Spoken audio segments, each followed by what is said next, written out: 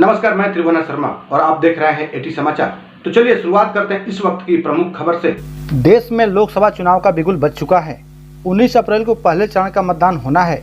ऐसे में देश में आचार संहिता लगने के दूसरे दिन संगम नगरी प्रयागराज के पास इलाके से अनोखी तस्वीरें भी सामने आ रही हैं। दरअसल फूलपुर लोकसभा के झलवा स्थित इरोवो संगम वाटिका कॉलोनी के लोगों ने रोड नहीं तो वोट नहीं का एक बैनर लगाकर आगामी चुनाव का बहिष्कार कर रहे हैं। कॉलोनी के गेट के बाहर भारी संख्या में लोगों ने प्रदर्शन किया।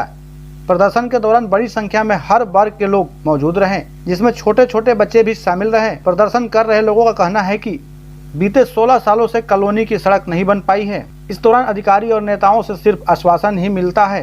पीडीए द्वारा जमीन लेकर सभी लोगों ने अपना आशियाना बनाया है।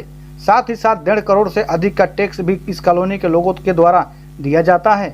गौरतलब है कि चुनाव आने से पहले ऐसी तस्वीरें ग्रामीण इलाकों में देखी जाती थी, लेकिन इस बार शहरी इलाके से यह तस्वीर सरकार के लिए चिंता जरूर पैदा कर सकती है। वहीं महिलाओं का कहना है कि आए दिन घटना दुर्घटना होती रहती है। मोहल्ले के बच्चों को हमेशा ही सड़क की वजह से चोट लगती रहती है। कई बार आश्वासन मिलने के बाद भी जब रोड नहीं बनी, तब इस बार के स्थानीय लोगों ने फैसला लिया है कि अगर 24 मई तक रोड नहीं बनी तब कोई भी व्यक्ति इस बार वोट डालने नहीं जाएगा। खास बात यह है कि इस इलाके के विधायक सिद्धार्थनाथ सिंह हैं, जिनको स्थानीय लोगों ने कई बार इस विषय के बारे में जानकारी दी, फिर भी कोई हल नहीं निकला। सोसाइटी के लोगों का यह भी कहना है कि पूरे कॉलोनी की जमीन पीडीए से लिया गया है। वाटर टैक्स, सीवर टैक्स सब कॉलोनी के लोग देते आ रहे हैं। बरसात के मौसम में स्थिति भयावह हो जाती है। आए दिन दुर्घटना होती रहती है। महिलाएं भी बेहद परेशान है। बच्चों के लिए भी सड़क न बनना एक मुसीबत बना हुआ है। गौरतलब है कि आगामी 25 मई को प्रयागराज में चुनाव होना है और चुनाव से पहले अगर अधिकारियों ने कॉलोनी वालों को संतुष्ट जवाब नहीं दिया तो मतदान में इसका बड़ा असर पड़ेगा। वही एटी समाचार के संवाददाता ने मौका मुआयना करके लोगों से जाना। आइए देखते हैं लोगों का क्या कहना है। इस समय हम प्रयागराज में झलवा और इस समय झलवा में हैं। आइए कुछ यहाँ जन समस्या है। एक संगम वाटिका में इस समय हम कॉलोनी में आए हुए हैं और यहाँ रोड को लेके यहाँ के जनता ने कुछ ये लिखा हुआ है, देखिए, रोड नहीं तो वोट नहीं है। और ये समस्या की जानकारी लेते हैं। आइए पूछते हैं, तो क्या समस्या है आप लोगों निर्मित हुई है और तब से जो रोड बना है वो आज तक उसमें कोई भी कार्य नहीं हुआ। यहाँ पूरे आप यहाँ से देख सकते हैं, सामने जो सड़क जा रही है उससे 3 फीट नीचे ये कॉलोनी है। पूरे सड़क का 1.5 किलोमीटर का पानी इसी कॉलोनी में आता है। बारिश के समय में घुटने भर पानी में डूबते हुए लोग जाते हैं। हम लोग अल्प वेतन पाने वाले कर्मचारी हैं। अपने पैसे से इसका रिपेयर कुछ ऐसा करते हैं कि आदमी चल सके। अवस्था ये है कि बिल्कुल चलने की पोजीशन में हम लोग नहीं हैं।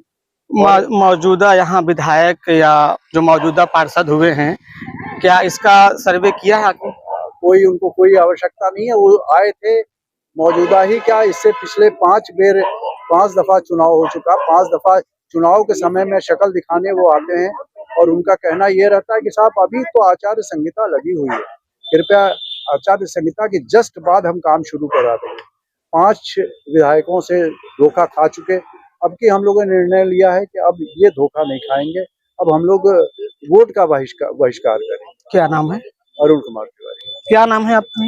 मेरा नाम सभाजीत चौबे है। क्या समस्या हो रही है? समस्याएं यहाँ प्रमुख जटिल समस्या सड़क की है, जो विगत 16 से 20 सालों से कभी नहीं बनी।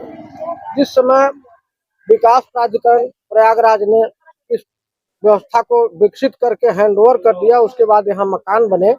मकान बनने के बाद मकानों के स्लैब की सारी मिट्टी सड़क पर पड़ी। उसी समय से इसकी दुर्गति चालू हुई और आज तक वैसे है। जैसे जैसे मकान यहाँ बनते गए, गड्ढे बढ़ते गए, माने उठापटक होता रहा और आए दिन कोई न कोई हादसा आज भी हो रहा है।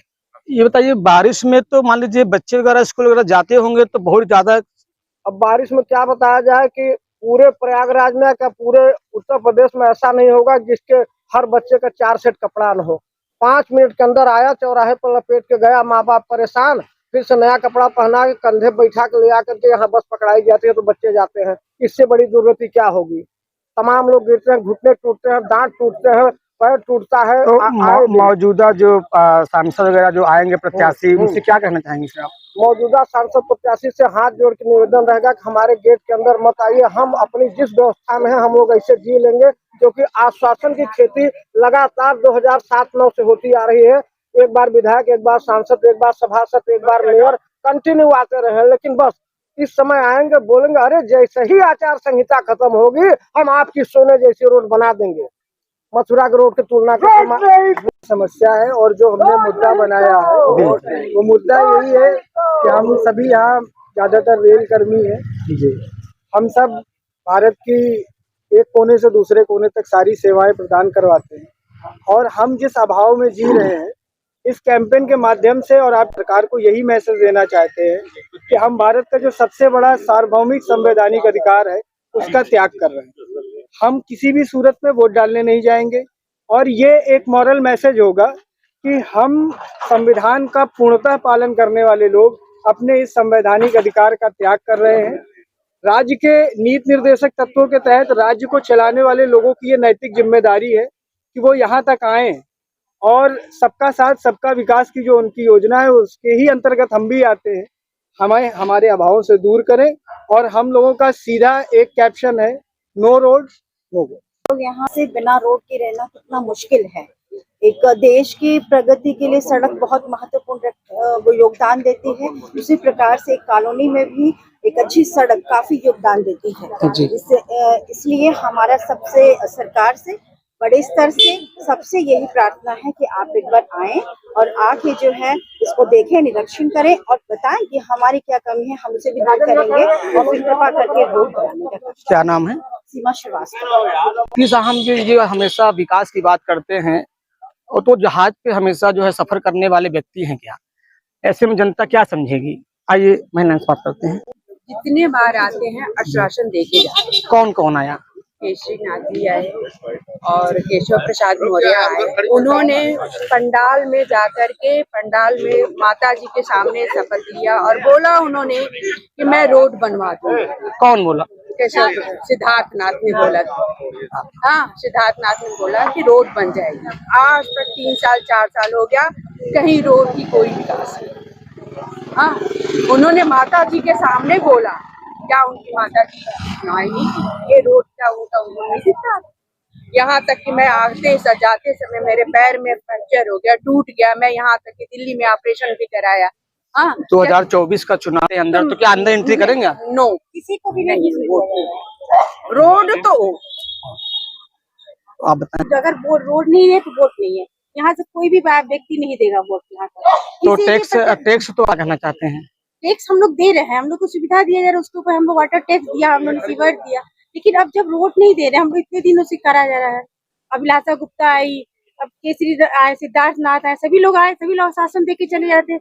ऐसा थोड़ी होता है कि आप लोग आश्वासन दे के हम लोग को करते रहेंगे।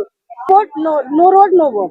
जी, एक जगह हो रही है, और ये क्या डिप्टी सीएम साहब जो है, डिप्टी सीएम है, हवाई जहाज पे सफर करते रहते हैं, जमीन पे उतरते नहीं हैं वो।